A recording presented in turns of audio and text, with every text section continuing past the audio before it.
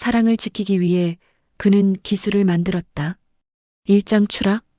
바닥은 끝이 아니다. 때로는 다른 세계로 향하는 입구입니다. 도시는 한겨울 바람처럼 매서웠습니다. 구조조정이라는 단어가 방송 자막처럼 그의 일상에 겹겹이 덮였고 회의실의 공기는 늘 싸늘했죠. 그는 대기업의 IT 엔지니어로 묵묵히 설계를 올리던 사람이었습니다. 그러나 어느 날 책상 위 봉투 한 장이 그의 경력을 마침표로 만들었습니다. 희망퇴직 권고서였습니다. 바람은 얄궂게도 그날따라 유난히 미세한 먼지를 실어 날랐고 그는 마지막으로 팀 책상들을 한 번씩 쓸어보며 자리에서 일어났습니다. 괜찮습니다. 라고 그는 스스로에게 말했어요. 기술은 남아있고 손은 아직 기억하고 있으니까요. 퇴직금은 생각보다 빨리 줄어들었습니다. 주식과 부동산을 오가던 투자들은 연쇄적으로 무너졌고 가계부에는 마이너스 기호가 지문처럼 찍히기 시작했죠. 아이들의 학비는 결국 학자금 대출로 이어졌고 집안에는 보이지 않는 죄책감이 눅진하게 깔렸습니다. 가장이라는 단어가 유난히 무겁게 어깨에 내려앉았고 식탁 위 국은 자주 식었습니다. 그는 밤마다 컴퓨터 전원을 켜고 채용 공고를 확인했지만 답장은 오지 않았습니다. 시간은 경고했고 현실은 더 단단했어요. 그는 택시를 몰기 시작했습니다. 낮에는 사람들의 발걸음을 실었고 밤에는 사람들의 사연을 실었습니다. 터널을 지나며 그는 종종 백미러 속 자신의 눈을 확인했죠. 엔지니어의 눈빛보다 더 깊고 어두운 색이 자리 잡았어요. 그래도 그는 핸들을 잡은 손을 놓지 않았습니다. 오늘 하루를 버티면 내일이 올 것이라 믿었거든요. 손님이 내릴 때마다 그는 짧게 고개를 숙였습니다. 감사합니다. 조심히 들어가세요. 그 말들 사이로 그의 자존심은 가늘게 흔들렸지만 쉽게 꺾이지는 않았습니다. 바닥은 끝이 아니다. 때로는 다른 세계로 향하는 입구입니다. 어느 비 오는 오후 뒷좌석에서 졸던 손님이 내리며 현금 몇 장과 함께 덕담을 남겼습니다. 당신 같은 분은 다시 일어설 겁니다. 그 말이 의외로 오래 가슴에 남았죠. 그러나 다음 날 우편함에 꽂힌 대출 상환 고지서는 그 덕담보다 훨씬 두꺼웠습니다. 현실은 싫어도 되는 듯 자꾸만 긴 문장으로 그의 삶을 설명했습니다. 아내는 말수가 줄었고 아이들은 눈치를 배웠습니다. 가족은 서로를 사랑했지만 침묵으로 버티는 사랑은 오래가면 금이 가기 마련이었죠. 그는 밤마다 오래된 설계 노트를 펼쳤습니다. 사라지지 않는 선 하나, 계산 하나가 작은 위안이 되었어요. 종이 냄새는 이상하게도 사람을 사람답게 붙들어 주었습니다. 그는 손끝이 기억하는 기술의 감각을 더듬으며 자기 자신을 잊지 않으려 했습니다. 구겨진 명함처럼 그의 이름도 구겨졌지만 이름은 쉽게 찢기지 않는다는 것을 알았죠. 내일도 운전대를 잡겠습니다. 그는 그렇게 하루를 마무리했습니다. 그날 밤 창문을 두드리던 빗소리는 희미하게 응원처럼 들렸습니다. 주인공의 일상은 이렇게 바닥으로 미끄러져 내려왔습니다. 이제 그를 다시 세상으로 부르는 재회의 손길이 시작되겠습니다. 2장 재회의 손길. 그날은 이상하게도 하늘이 맑았습니다. 공기가 맑으면 마음도 얇아지는 법이죠. 오후 늦게 전화가 한 통 걸려왔습니다. 화면에는 오래된 이름이 떴습니다. 동네 친구였습니다. 김해의 어느 농공단지에서 조선기자재 업체의 바지 사장을 하고 있다는 소식을 한번 들은 적이 있었지요. 그의 목소리는 여전히 단단했고 오랜만이라는 인사 뒤에 밥 한번 먹자는 말이 이어졌습니다. 그는 택시를 차고지에 넣고 약속 장소로 향했습니다. 허름한 백반집, 반찬이 소박해서 오히려 따뜻한 그런 식당이었습니다. 친구는 그를 보자마자 잠시 말을 잃었습니다. 내가 택시를 한다고? 놀람과 안쓰러움이 잔에 따라졌습니다. 그는 어깨를 으쓱였죠. 살아야 하니까요. 친구는 잠시 침묵하다가 본론으로 들어갔습니다. 내가 가진 기술 아직 살아있지? 함께 새로 시작해보자. 나는 경영을 맡고 너는 기술을 맡아라. 이번엔 우리 회사로 벤처기업 인증까지 가보자. 그의 말은 간결했지만 내부에는 오랜 계산과 야망이 숨어 있었어요. 손 내민 사람이 항상 구원자는 아닙니다. 때로는 운명의 안내자일 뿐이죠. 그의 가슴은 서늘하게 떨렸습니다. 제안은 명확했고 길은 뚜렷했죠. 실패의 서늘함과 성공의 열기가 동시에 피어오르는 기묘한 온도였습니다. 그는 가족을 떠올렸습니다. 아이들의 학비 고지서, 아내의 얇아진 미소, 빚의 무게, 그리고 손끝이 기억하는 회로도와 주파수. 기술은 여전히 그의 안에서 작은 불꽃처럼 남아 있었죠. 그는 고개를 끄덕였습니다. 그래, 해보자. 친구의 눈빛이 잠시 반짝였습니다. 좋다. 바로 시작하자. 식당을 나서자 찬바람이 불었습니다. 겨울의 끝자락 같은 바람이었죠. 그는 오래된 코트를 여몄습니다. 두 사람은 빠르게 일을 나눴고 남은 오후는 계획을 세우는데 소모되었습니다. 조그만 사무실, 중고 책상, 싸구려 커피 머신. 그러나 그 공간에는 보기 드문 열정이 들어섰어요. 그는 급여 대신 희망을, 칭찬 대신 가능성을 받기로 했습니다. 아내는 조심스럽게 물었습니다. 믿을 만한 사람이냐고요. 그는 잠시 멈칫했지만 결국 고개를 끄덕였습니다. 오래된 친구니까요. 우리는 함께 자랐으니까요. 밤이 깊어갈수록 계획은 더욱 구체적이 되었습니다.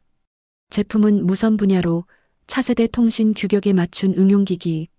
그는 타당성을 머릿속에서 몇 번이고 돌려보았죠. 가능했습니다. 진입장벽은 있지만 기술로 깰 수 있는 두께였어요. 친구는 격려했습니다. 이번엔 내가 중심이야. 내가 상무를 맡고 모든 기술을 책임져줘. 그 말은 달콤했지만 달콤한 말은 항상 위험하다는 것쯤은 그도 알고 있었죠. 그러나 사람은 가끔 필요한 위험을 감수하며 살아갑니다. 그는 다시 고개를 끄덕였습니다. 시작하겠습니다. 이제 그는 핸들을 내려놓고 낡은 노트북을 다시 펼칩니다. 새로운 세계로의 진입이 시작되겠습니다. 3장 도전의 서막.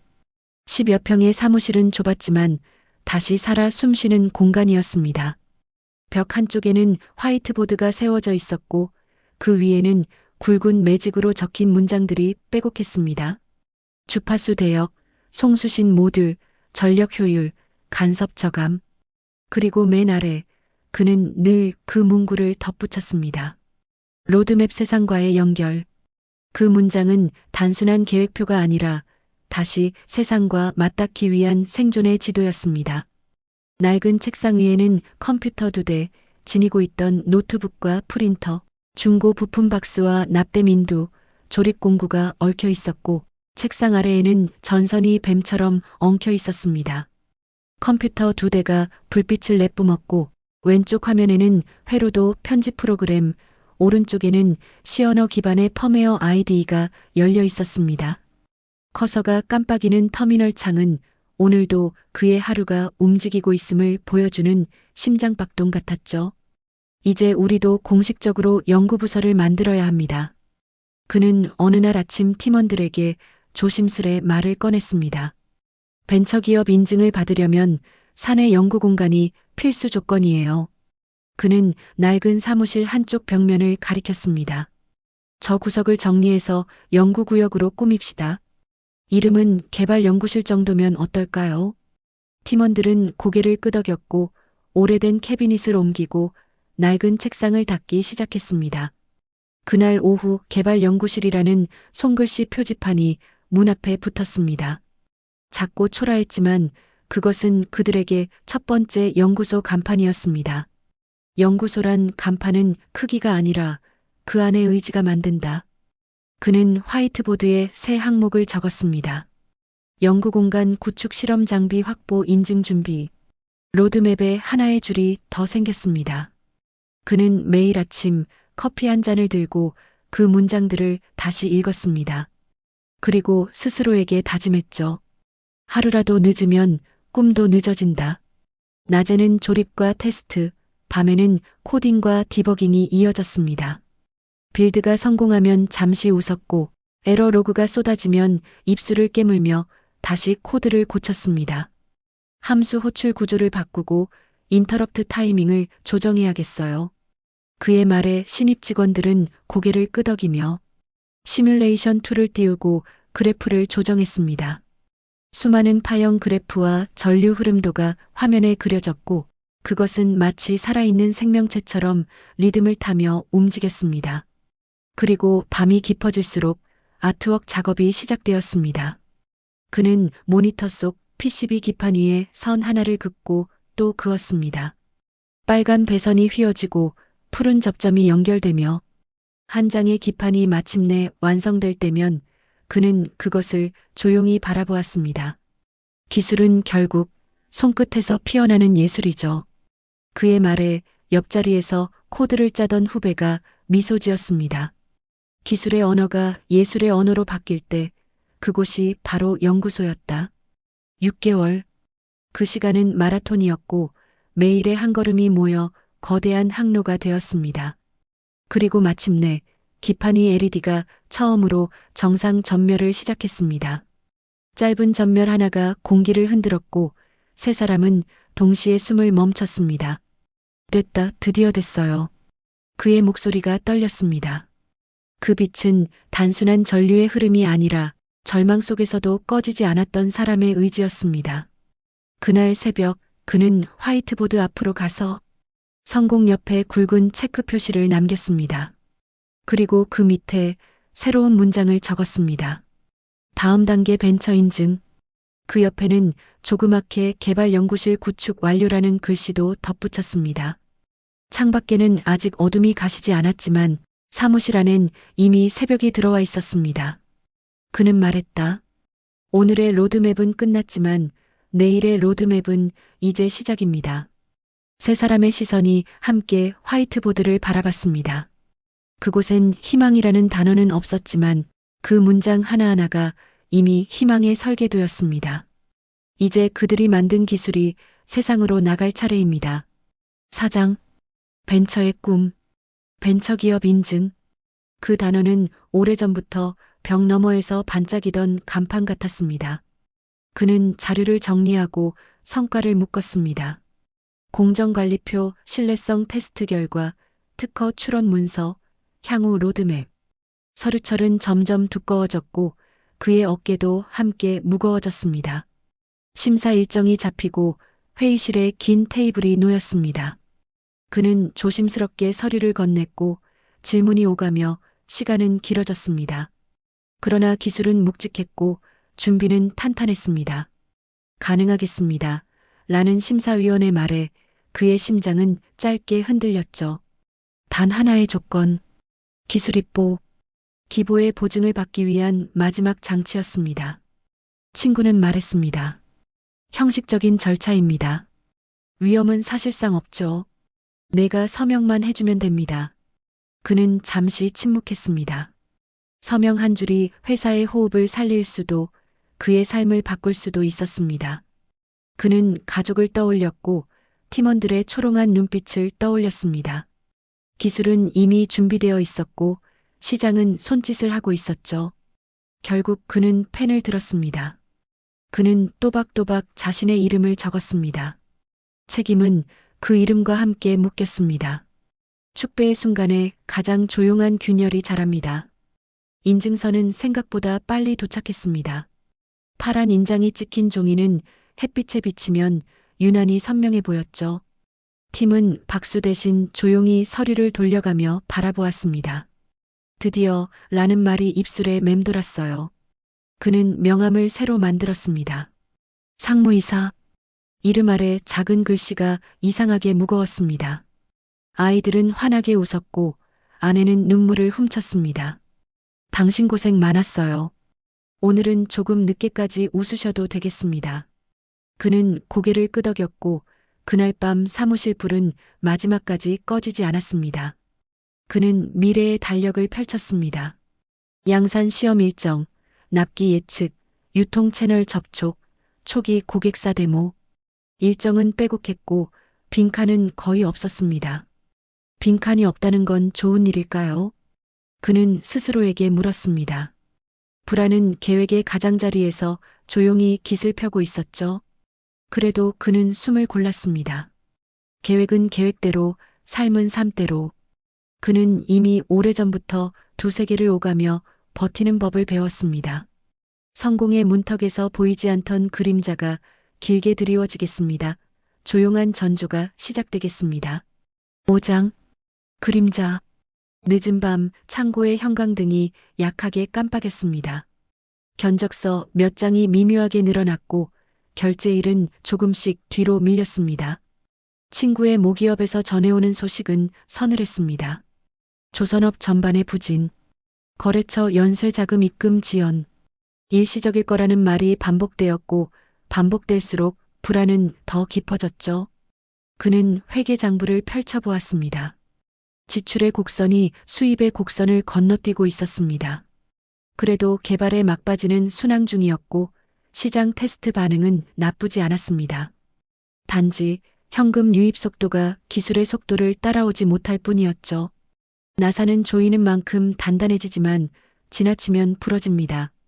그는 친구에게 물었습니다. 결제는 언제쯤 안정되겠습니까? 친구는 답했습니다. 곧 괜찮아집니다. 잠깐의 흔들림일 뿐이죠.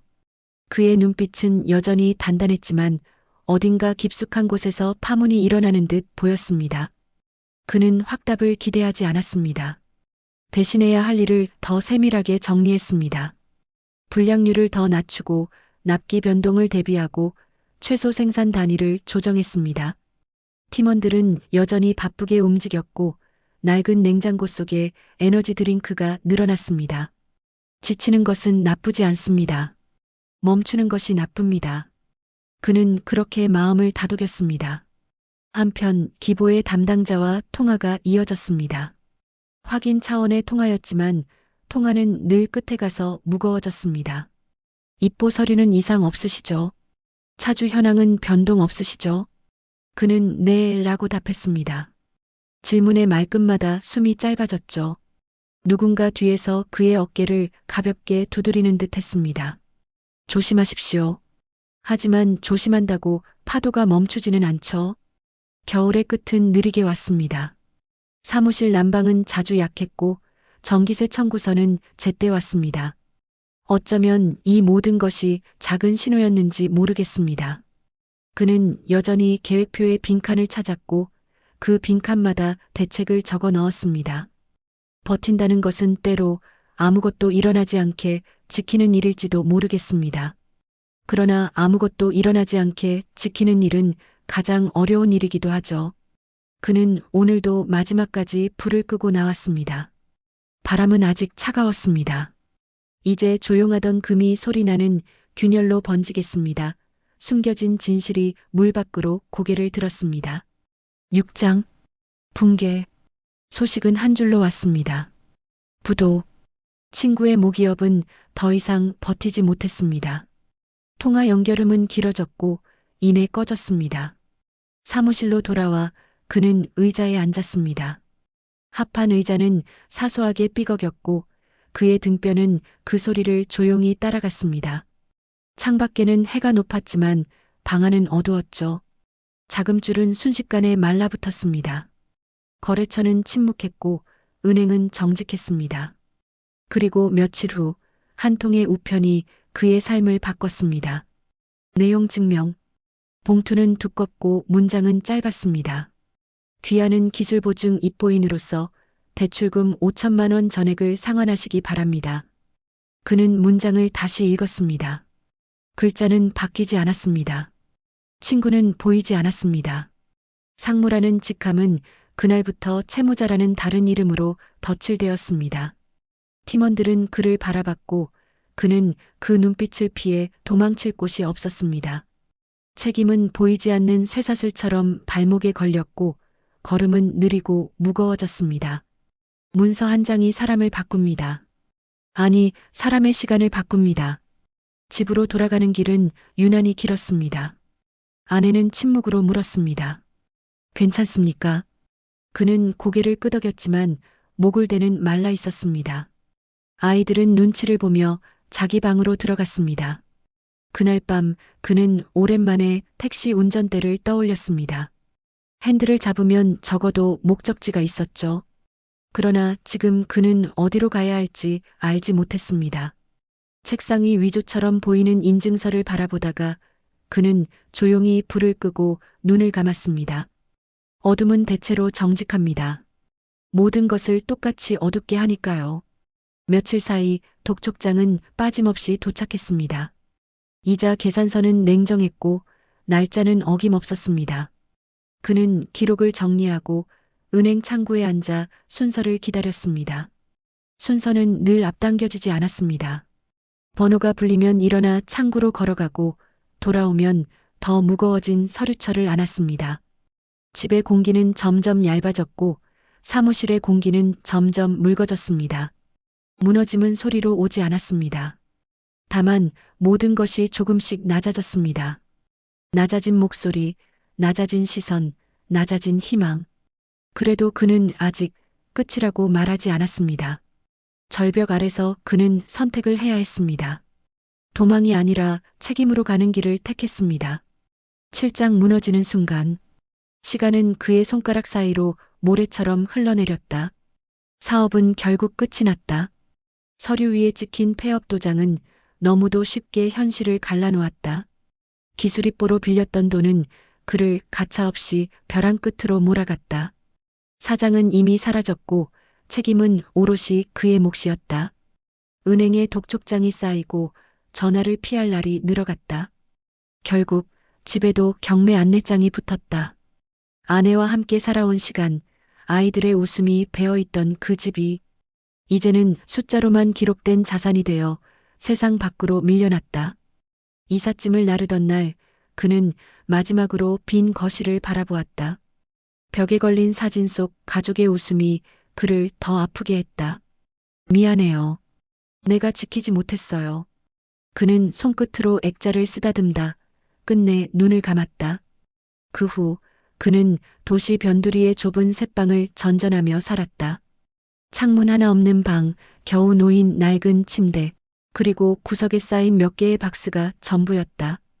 이젠 방의 절반을 아내의 간병 도구들이 차지했다. 그녀는 어느 날부터인가 말을 잃기 시작했다. 여보, 기억나요? 우리 첫 여행 때 그 바다 냄새. 그는 웃으며 말을 걸었지만 아내의 눈빛은 멍했다. 그 안에는 이제 그가 없었다. 의사는 말했다. 초기 알츠하이머가 아닙니다. 진행이 꽤 빠릅니다. 그 한마디가 머릿속을 내리쳤다. 그는 책상 위에 고개를 묻고 한참을 울었다. 손끝으로 닦아낸 눈물자리에 아내가 다정히 말하던 음성이 떠올랐다. 괜찮아요. 당신이 있어서 든든해요. 그녀는 그렇게 점점 세상을 지워갔다. 처음엔 이름을, 다음엔 집을, 마지막엔 그와 함께한 기억을 놓았다. 그가 집을 떠나던 날보다 더 참혹한 순간이었다. 그는 낮에는 일용직으로 일했고 밤이면 아내 곁을 지켰다. 잠든 그녀의 곁에서 그는 노트북을 켰다. 빛바랜 키보드 위로 손가락이 떨렸다. 기억을 되살릴 수 있는 방법이 있을까? 그는 검색창에 그 문장을 적고 수십 번 지웠다. 이젠 사업도 자본도 없었지만 그의 머릿속엔 여전히 기술자의 습관이 남아 있었다. 하나의 문제를 해결하기 위해 끝없이 회로를 그리던 그 시절처럼 이번엔 아내의 기억을 되찾기 위한 로드맵을 그려보기 시작했다. 책상 한쪽에는 낡은 공책이 놓여 있었다. 표지에는 기억 복원 프로젝트라 적혀 있었다. 페이지마다 삐뚤빼뚤한 글씨로 메모가 빼곡했다. 청각 자극, 뇌파 패턴 분석, 감정 연상. 그는 아내의 잊힌 기억을 되살릴 수 있는 기술적 가능성을 한 줄 한 줄 적어나갔다. 어두운 셋방 안, 창문 너머로 스며든 희미한 가로등 불빛이 그의 손끝을 비췄다. 세상은 그를 버렸지만 그는 여전히 한 사람의 기억을 붙잡고 있었다. 당신의 이름을 잊어도 내가 당신을 기억할게요. 그는 그렇게 다짐했다. 기술은 그에게 다시 살아갈 이유가 되었다. 그리고 그 이유가 그의 마지막 희망이었다. 그는 아내의 잊힌 기억을 되살릴 수 있는 기술적 가능성을 한 줄 한 줄 적어나갔다. 8장 복원과 약속의 완성. 그날 이후 그의 하루는 달라졌다. 새벽이 오면 그는 가장 먼저 거실로 향했다. 창가에는 언제나 아내가 앉아 있었다. 그녀는 더 이상 많은 말을 하지 못했지만 그는 매일같이 그녀의 손을 잡고 인사했다. 오늘도 내가 당신을 기억할게요. 그녀의 눈빛은 고요했지만 그 안에는 미세한 온기가 남아 있었다. 그는 다시 연구실로 돌아왔다. 책상 위엔 낡은 노트북과 펼쳐진 회로도, 그리고 한 장의 사진. 젊은 시절 함께 웃던 아내의 모습이었다. 그는 그 사진을 바라보며 속삭였다. 이번엔 당신의 기억을 지키는 일을 할 겁니다. 이번 연구는 돈을 위한 것이 아니었다. 그의 목표는 오직 하나, 기억을 지키는 기술이었다. 하지만 현실은 냉정했다. 예산은 바닥이었고 실험은 번번이 실패했다. 새벽 연구실의 불빛은 그를 비추었지만 외로움은 쉽게 꺼지지 않았다. 끝이라고 믿어진 자리에서 시작은 자주 일어납니다. 그때 뜻밖의 제안이 들어왔다. 대학 창업지원단에서 강의 요청이 온 것이다. 그는 처음엔 망설였다. 이런 내가 무슨 강의를. 그러나 곧 생각을 바꿨다. 누군가에게 남은 시간을 나누는 일, 그것 또한 기억을 지키는 또 다른 방식일지도 몰랐다. 며칠 후 강의실 단상에 선 그는 잠시 숨을 고르고 말을 꺼냈다. 여러분, 기술은 도구입니다. 하지만 그 도구가 진짜 힘을 가지려면 그 안에 사람의 마음이 있어야 합니다. 학생들은 조용히 고개를 끄덕였다. 그의 목소리는 흔들렸지만 그 떨림 속에는 진심이 있었다. 그는 자신의 실패도 숨기지 않았다. IMF 때 모든 걸 잃었지만 다시 시작할 수 있었습니다. 왜냐면 누군가를 위한 기술이 있었으니까요. 그날 강의가 끝나자 한 청년이 다가왔다. 선생님, 저도 사람을 위한 기술을 만들고 싶어요. 그 한마디에 그는 오래전 잊고 있던 희망을 다시 떠올렸다. 다시 연구실로 돌아온 그는 더 이상 혼자가 아니었다. 강의에서 만난 젊은 연구원 2명이 함께하기로 한 것이다. 그들의 눈빛엔 열정이 가득했다. 선생님, 함께 만들어봐요. 그 장치요. 그는 미소를 지었다. 그래요. 우리 함께 기억을 지켜봅시다. 몇 달 후 마침내 프로토타입이 완성됐다. 작은 이어밴드 형태의 기기. 아내의 뇌파 패턴을 감지해 잊혀가는 일상의 소리를 들려주는 장치였다. 그는 조심스레 아내의 귀에 그것을 착용시켰다. 여보, 이 소리 기억나요? 우리 결혼식 때 음악이에요. 순간 그녀의 눈빛이 흔들렸다. 그리고 아주 천천히 입꼬리가 올라갔다. 그는 숨을 삼켰다. 그 미소는 세상 어느 때보다도 아름다웠다. 그는 조용히 중얼거렸다. 당신은 아직 여기 있네요. 그녀는 대답하지 않았지만 그에게 그건 충분했다. 기억은 희미해졌지만 사랑은 여전히 남아 있었다. 그 소식은 곧 기보에도 전해졌다. 이건 단순한 장치가 아닙니다. 사람을 지키는 기술이에요. 그의 눈빛 속 진심을 본 담당자는 고개를 끄덕였다. 이번엔 우리가 함께 가겠습니다.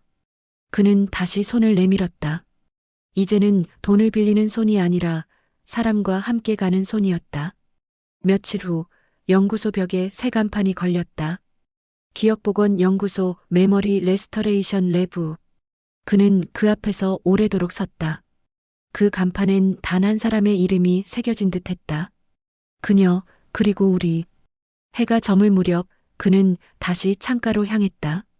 아내는 여전히 그 자리에서 세상을 바라보고 있었다. 그는 조용히 그녀 옆에 앉아 손을 잡았다. 오늘은 젊은 친구들이랑 강의했어요. 당신 덕분에 그 아이들이 희망을 믿게 되었답니다. 그녀는 고요히 눈을 감았다. 그 미소는 여전히 세상에서 가장 따뜻한 빛이었다. 그는 알았다. 기억은 사라질지라도 약속은 사라지지 않는다. 그리고 그 약속이 그를 오늘도 살게 했다. IMF는 그의 회사를 빼앗았지만 다시 일어서는 법을 가르쳤습니다. 배신은 그의 시간을 무너뜨렸지만 책임은 그 시간을 다시 세웠습니다. 그는 오늘도 말합니다. 저는 괜찮습니다. 매일매일 조금 더 나아가겠습니다. 구독과 좋아요는 창작의 의지를 충만하게 하는 활력소입니다.